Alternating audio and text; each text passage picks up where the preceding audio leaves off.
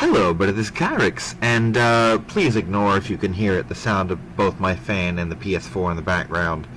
I didn't want to mute stuff, and the room is hot. This is one of my more unusual videos, in that I don't do this very often.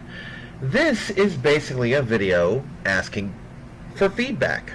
You see, I did a little searching online, and it turns out that it is well within my ability now to get an actual HD capture card, which means that I can open up recording of PlayStation 4 games that won't work well on the PS4 itself, meaning they'll cut out cutscenes, things like Resident Evil 7 or so, I'm told. My Digimon game, which only cuts out part of the opening scene, I don't know why, and so on. Basically games that I've wanted to show off but couldn't, because it would cut out the cutscenes and my personal integrity wouldn't allow that shit. But more importantly, and this brings us to the topic of this video, it opens up the ability to record games on my Nintendo Switch, which is a new acquisition. At the time of recording this, I've had it maybe 2 weeks, and I'm actually having a lot of fun with it. I'm not too impressed with the Switch's game library at present, but the console is a lot of fun and I really enjoy it. My main issue stems from the fact that the Switch, most of its library is shit that I can already get on the PS4. You know, it's... if not for Pokemon, I never would have dropped the $300 that this damn thing cost. Or in my case, $287. You know, employee discounts are a wonderful thing. But, naturally I will be doing Pokemon Sword or Shield, but that's much further down the road. And that's not something that's likely to actually hit the channel until next year, and neither is this, because I'm currently building a backlog. I'm recording a couple games solo. I've got a big project in the works that's going to cost me quite a bit of money. It's actually already cost me, just for my stuff, about $300 to $500. And it's going to get more expensive before it gets less expensive. I could be spending... oh god. Let's see. Let's say...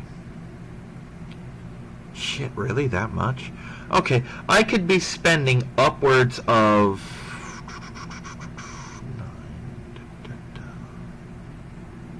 upwards of $1,000 on this one project, that being Star Trek Online. I have all the stuff I need for the Romulans. I have all my Klingon stuff. I pretty much have all my Federation stuff, although the logistics of that may change as time goes on. I have all the stuff to do the Jem'Hadar, and I will need to buy stuff for my Klingon and Federation partners for when I do those things. Right now I'm working on the Romulans, next is the Jem'Hadar. But again, that's further down the road. That's something that you'll see later. What... I'm so bad at staying on topic. What I'm getting at is I own another game on the Switch. 2 games, specifically, and that is the Pokemon Let's Go series. I bought my Switch, and the same day I bought Pokemon Let's Go Eevee. Now, when I popped this little puppy into the machine, I'm thinking, okay, this is just to get my fix. This is to give me a game until Dragon Ball, Super Dragon Ball Heroes World Mission. I hate that fucking name. Until Dragon Ball arrives, and then I'll be playing that constantly, because this is just Pokemon Go with a little bit more fluff, and I don't like Pokemon Go. And honestly, I couldn't have been more wrong. Now, don't get me wrong, Let's Go is definitely baby's first Pokemon. It is not, by any stretch of the imagination, a hard game. It is, in fact, super easy in that all I have to do at any point in time is pull out the second controller, hit the button. I don't even need a person controlling. I can dual-wield this thing, one in each hand, and every battle becomes a double battle in my favor. Not every Pokemon trainer is going to send out 2 Pokemon. I'm going to send out 2 Pokemon to fight your one. That's what I mean by double battle. And every fight in the game is going to be this, and the only double battles on the opponent's side that exist come from Jesse and James, and you fight them, what, 4 times? You know, and they're easy. They have 1 Pokemon each. Ekans and Arbok, or Ekans and Coughing, or Arbok and Wheezing. That's it. No, not even Meowth, no Lickitung, none of that shit. No Victory Bell, whatever. And about a week later, I bought Let's Go Pikachu because, quite frankly, I want to get everything. You know, I want to have a battle-ready version of everything. And I have all of the Let's Go Pikachu Pokemon, with 3 exceptions, which I'm getting from Henri later. Probably later tonight, actually. But, I wanted to Eevee catch them and all that fun shit. I wanted to build them up and have battle fucking ready Pokemon to send over to Eevee so that I have 153 fighting Pokemon. But, here's the thing about the Switch. The Switch does something with Pokemon games that nothing else does, which is I have different profiles on the Switch. I have my personal profile with my name, and I have the Kyrix profile that is for Let's Plays, because, you know, I knew before I bought the Switch that capture cards were a thing with it, and that all I needed was an HD capture card. It's just that simple. There's no mechanics to it. There's no extra hardware. I don't send it in with $200 saying, fix this so I can record. No, it's just get a standard HD capture card, plug this fucker in, and you're good to go. So I made the Kyrix profile, and I did a little test. I fired up Let's Go Eevee with Kyrix, and it was a new game. And then I went back to my profile, and it was right where I left it. So, I don't have to erase my Let's Go Eevee data to play from scratch. Because that's always been the thing. I've always planned that when I finally get a 3DS capture card, which is getting harder and harder to find, much less afford, I'm still working on that. Although now I've switched to a 2DS capture card, but that's going to cost me something in the neighborhood of $50,000. And that's going to take time. But, like, I wouldn't Let's Play Pokemon Y because I have my save data on Pokemon Y, so I do X. All my save data's on Alpha, so I do Omega. All my save data's on Sun and Ultra Sun, so I do Moon and Ultra Moon, etc. Well, with the Switch, I don't have to do that. Originally, the plan was I'll get Let's Go Eevee, and I'll play that, and that'll be my game, and Let's Go Pikachu will be for the channel. Partly because it's the second game, and partly because, you know, Mystery Dungeon, I've always played Pikachu. So, because the Switch allows me to just have my file in another file, and however many files I want, honestly, I'm going to leave it up to you.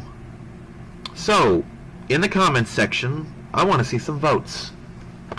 It's going to take maybe to the middle of June, probably, for it to get here, assuming that I get it on this next check on the 31st. And it could take later. I could have it as early or as late as July, depending on many factors. You know, price fluctuations, shipping, whether some kind of emergency financially comes up between now and then, you know, that causes me to spend my money elsewhere. But no later than, let's say, the second week of July, I will begin recording on these games. So I'm going to give you till June, which gives you, what, 10 days-ish, to just lay down some votes. I want to hear what game you want me to play. So type in, like, Eevee or Pikachu. I want to hear starter names. Like, oh, if it's a male Pikachu, call it this. If it's a female Pikachu, call it this. Male Eevee, female Eevee. Although, be aware, female Eevees have, like, a 15% spawn chance. So the odds of me getting a female Eevee are pretty slim, unless I do a lot of soft resets. Whereas the Pikachu, it's a 50-50 coin flip. It could be a boy, it could be a girl. And I will be choosing, among those, the name that I like. Whichever game gets more votes by the time I start playing is the game I'll play. And if there's a specific Pokemon, and try to avoid exclusives. You know, don't say like, oh, I totally want to see you use a Vileplume, and then I get Eevee and can't get a Vileplume, you know, etc. So avoid the Bellsprout line, the Oddish line, the Meowth and Growlithe lines, the Ekans line, and the Grimer line. I think that's all of them, and Pinsir and Scyther. I think that's all the exclusives. Let me take a look. I wanna get this accurate. So basically, avoid exclusive lines.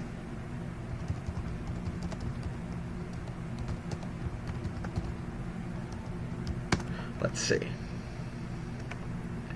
So, the full list of Pokemon not to name: Vulpix, Ninetales, Meowth, Persian, Bellsprout, Weepinbell, Victory Bell, Ekans, Arbok, Coughing, Wheezing, Pinsir, Sandshrew, Sandslash, Oddish, Gloom, Vileplume, Growlithe, Arcanine, Mankey, Primeape, Grimer, Muck, and Scyther. And it goes without saying the Alola variants of those as well. So if there's a particular Pokemon like, oh, I want to see you use Alolan Dugtrio, okay. If I get enough requests, it's like, okay, I'll throw that in the party for a couple episodes and I'll try to use it. So let's have a quick talk about Let's Go Eevee versus Let's Go Pikachu. First off, I'm going to say flat out, I'm heavily biased towards Eevee. Eevee is cute as shit. Okay? And they each have their own pros and cons, and they're kind of the same. The pro and con are kind of the same thing, it just depends on where you fall. The factor in Eevee's favor is the fact that Eevee will gain special moves based on each of its evolutions. So, for move tutors, I will have a grand total of 8 moves. A Fire, Water, Electric, Psychic, Dark, Grass, Ice, and Fairy move. And each one of them has about 90 power, 100 accuracy, which is not to say 100% accuracy, just really high accuracy. And each one has an effect, like the Fire move always burns, the Electric move always paralyzes, the Water move heals, it's like Mega Drain. The Grass move makes Leech Seed. The Fairy move cures my status for the whole party. Psychic throws up Light Screen. Dark throws up Reflect. And I want to say, I don't know what Ice does, but Ice does something really broken too. I want to say it does something to Speed or something, but anyway. And with Eevee, I can and have soloed the Elite Four with just my Eevee. It takes a couple hits a couple times, but it's entirely doable. So with Eevee, I'm going to have a Swiss Army knife that can handle pretty much everything in the game. I'm pretty sure it's entirely possible to never switch Pokemon and just use Eevee the whole game, because Eevee is just that good. And the problem is, Eevee will be harder to power up, because the best power-ups are obviously Species Candy. You can't even catch Eevee until you've gotten to Celadon City and have the Pokeflute, because you got to get past Snorlax. You know, or you've got to get past the Snorlax and Viridian, or on Vermilion, so you can get to Fuchsia and go around to Celadon. But either way, you got to get past the Snorlax to get Eevees. So the odds of getting Eevee Candy, unless I decide to be cheap and just put my starter in the Pokeball Plus, which I will have by this point, and just shake him and get candy and shit, pretty slim. Now on the Let's Go Pikachu front, first off, Pikachu's kind of done to death. I mean, I'll play him. If that's the votes, I'll play him. Remember, that was my original plan. Ignore Discord, I didn't want to mute it. But the thing with Pikachu is that he has moves as well. He has only 3.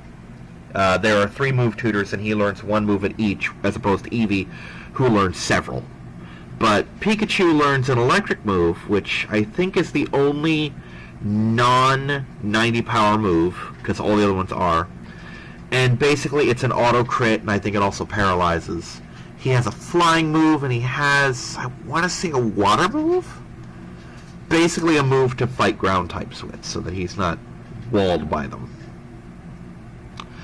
So he has less variety than Eevee, but here's the thing, he'll get broken fast. Because remember, the best way to power up a Pokemon is through Species Candy. 200 Species Candy will max out a Pokemon. All I have to do is get to Mount Moon, and I will, by the next episode, have a maxed out Pikachu. I don't even need him over leveled. I can put some little schlubs in the party, like I'm going to put this Weedle that I'm going to release in the party, and then I'm just going to catch Pikachus for 3 hours until I have 200 Pikachu candy. Then I'm going to release them all, put my Pikachu back in, and he'll be at whatever level he was when he got to Mount Moon, but he will have plus 200 to every stat in the game, and it won't matter if I level him up at that point, because he will effectively be fighting at level 70 at that point, you know? So, that's the thing. If you choose Let's Go Eevee, then I will have this awesome Swiss Army knife that I never need to swap out. I will make a point of swapping out just to show off other Pokemon, but be aware I can solo the entire game with him. Meanwhile, if you choose Let's Go Pikachu, I'm going to have a fucking Psycho Mouse that would make Ash Ketchum's Pikachu wet himself in terror. You know, this is the Pikachu that Team Rocket really wants, you know. But again, I want to see your vote for the game, starter names, and any Pokemon you would like to see me throw in the party. Or if you want to get technical, you can say, okay, if you pick Let's Go Eevee, I want to see this exclusive. If you pick Let's Go Pikachu, I want to see this exclusive. That's fine. But don't just blanket it up there, I want to see Oddish. Because if I get Eevee, you're not seeing Oddish. Because I will not, with one exception, I will not be trading with anybody. That sole exception being, if for some reason I have a Graveler, a Machoke, a Kadabra, or a Haunter in my party, which are not likely because I don't really use those lines. But if I do, I will contact Henri over Twitter, we'll do a trade so I can evolve them and they can reach their maximum potential. That is the only trading, and it's not so much that I'm trading as giving it to him to evolve and then getting it back so I can use the final form. But anyway, I'm hoping for some feedback on this, and given that my Pokemon content is typically my most popular content on this channel as far as games go, it's still dwarfed by my music videos, but I kind of expect a good feedback turnout. Anyway, thank you, and bye-bye.